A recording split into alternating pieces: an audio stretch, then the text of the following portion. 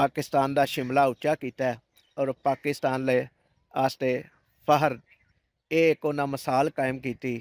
फिर कई जगह तो यह भी देखने को आया कि वह रेस्क्यू कर रहे हैं कई चीज़ा बंदियां नूं, कई बच्चों नूं पाकिस्तानी।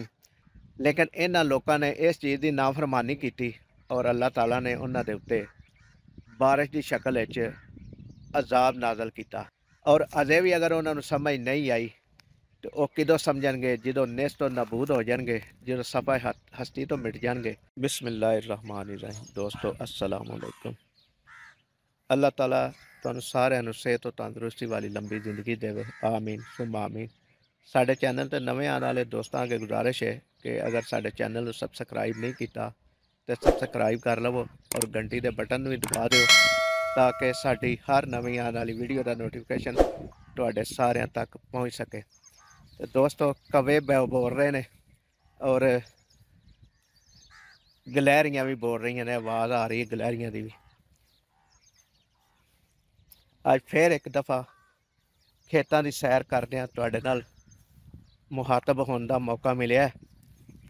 तो दोस्तों अल्लाह ताला साडे वास्ते हर वक्त नेमतां भेजदा है और असी उन्हां नेमतां का शुक्र अदा करन दी हर मुमकिन कोशिश कर रहे हैं। अल्लाह ताला दी नेमतां चो ये भी नेमत है कि असीं सेहत और तंदुरुस्ती वाली ज़िंदगी गुजार रहे हैं। अल्लाह ताला ने साडे वास्ते ये भी नेमत पैदा की। इस वक्त फ़ज़ा बड़ी खुशगवार है, हल्की हल्की हवा चल रही है और मौसम भी बड़ा अच्छा है। नीले बादल ने इस वक्त, बदल किसे किसे जगह तो मौजूद ने। देखो बैक ते खूबसूरत बदल, नीला आसमान।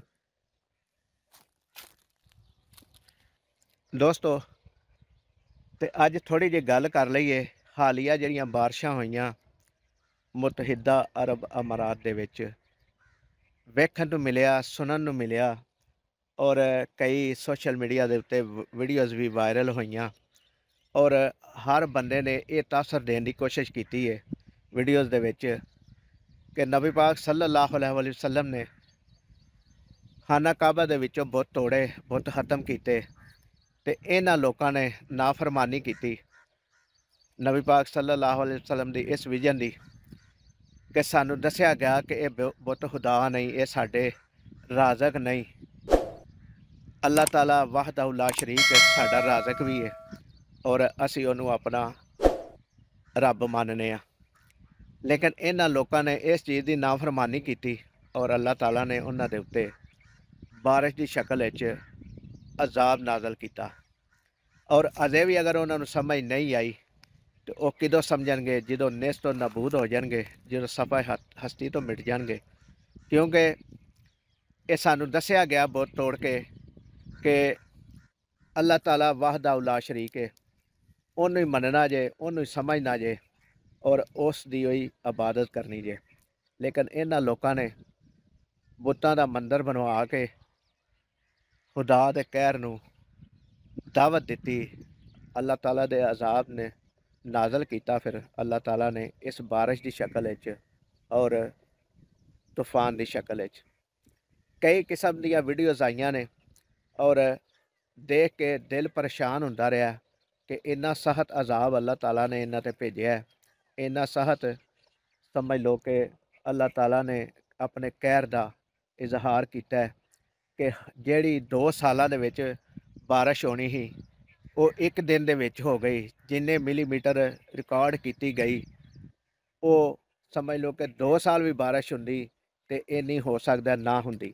लेकिन एक दिन दे विच अल्लाह ताला ने इन्ना पानी बरसा दिता कि हर तरफ दरिया ही दरिया नज़र आ रहे सन। समंदर, सतह समंदर तो उत्ते पानी दुबई शहर का हो गया, वरना देखने च आया है कि सतह समंदर तो दुबई शहर उच्चा है लेकिन पानी नीवा है, जिस दी वजह तो शहर जड़ा महफूज रहिंदा है। दोस्तों एक चीज़ होर वेखण नूं आई मिली जिहदी वेख के बड़ी खुशी हुई, वो ये सी कि कई पाकिस्तानियों नूं देखिया कि जिन्हां दे मैडिकल स्टोर डुब गए, दवाइयां पानी दे विच बहन डै पईयां ते पाकिस्तानियों ने उन्हां दीयां दवाइयां कट्ठियां करके ਉਹਨਾਂ ਦੇ ਮੈਡੀਕਲ ਸਟੋਰਾਂ ਤੱਕ ਪਹੁੰਚਾਈਆਂ। ਇਹ ਇੱਕ ਉਹਨਾਂ ਮਿਸਾਲ ਕਾਇਮ ਕੀਤੀ। ਫਿਰ ਕਈ ਜਗ੍ਹਾ 'ਤੇ ਇਹ ਵੀ ਦੇਖਣ ਨੂੰ ਆਇਆ ਕਿ ਉਹ ਰੈਸਕਿਊ ਕਰ ਰਹੇ ਨੇ ਕਈਆਂ ਬੰਦਿਆਂ ਨੂੰ, ਕਈਆਂ ਬੱਚਿਆਂ ਨੂੰ ਪਾਕਿਸਤਾਨੀ। ਹਾਲਾਂਕਿ ਪਾਕਿਸਤਾਨ 'ਚ ਰਹਿ ਕੇ ਇਹ ਬੰਦੇ ਹੋ ਸਕਦਾ ਇਸ ਤਰ੍ਹਾਂ ਦਾ ਕੰਮ ਨਾ ਕਰ ਸਕਦੇ, ਲੇਕਿਨ ਦੁਬਈ ਸ਼ਹਿਰ ਦੇ ਵਿੱਚ ਰਹਿ ਕੇ, ਦੁਬਈ ਮੁਲਕ ਦੇ ਵਿੱਚ ਰਹਿ ਕੇ ਇਹਨਾਂ ਨੇ ਪਾਕਿਸਤਾਨ ਦਾ ਸ਼ਿਮਲਾ ਉੱਚਾ ਕੀਤਾ ਔਰ ਪਾਕਿਸਤਾਨ ਲਈ ਵਾਸਤੇ ਫਖਰ ਮਹਿਸੂਸ ਕਰਾਇਆ ਦੁਨੀਆ ਅਵਾਮਾਂ ਨੂੰ ਕਿ ਪਾਕਿਸਤਾਨ ਦੇ ਲੋਕ ਕਿੱਡੇ ਅੱਛੇ ਨੇ ਔਰ ਪਾਕਿਸਤਾਨ ਦੇ ਲੋਕ ਕਿੱਡੇ ਰਹਿਮ ਦਿਲ ਵੀ ਨੇ ਔਰ ਇਨਸਾਨੀਅਤ ਦਾ ਦਰਦ ਵੀ ਕਿੰਨਾ ਰੱਖਦੇ ਨੇ, ਜਿਸ ਦੀ ਵਜ੍ਹਾ ਤੋਂ ਇਹ ਦੇਖੋ ਹਰ ਉਹ ਮੁਮਕਿਨ ਕੋਸ਼ਿਸ਼ ਕਰਦੇ ਨੇ ਪਏ ਕਿ ਕਿਸੇ ਦੀ ਜਾਨ ਬਚੇ।